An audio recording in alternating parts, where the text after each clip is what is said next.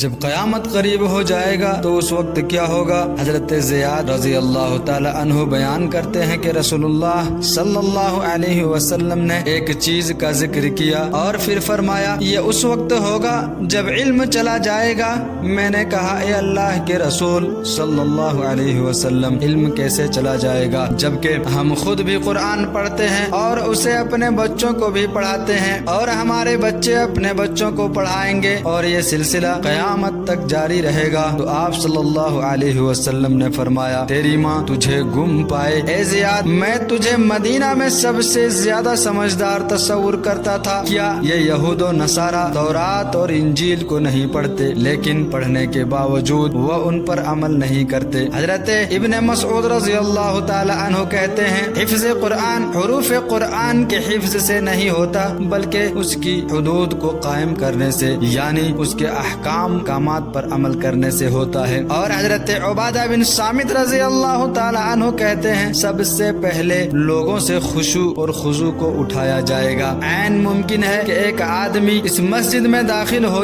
اس مسجد میں داخل ہو جہاں نماز با جماعت پڑھی جاتی ہے اور اسے اس میں ایک آدمی بھی خشوع والا نظر نہیں آئے گا، یعنی دل سے نماز پڑھنے والا نظر نہیں آئے گا۔ ایسے وقت ہو جائے گا اور کے بعد قیامت قائم۔ دین کی باتوں کو ثواب سمجھ کر دوسروں تک ضرور پہنچائیں۔ ویڈیو اچھی لگی ہو تو لائک اور سبسکرائب ضرور کریں، بیل آئیکن بھی ضرور دبائیں۔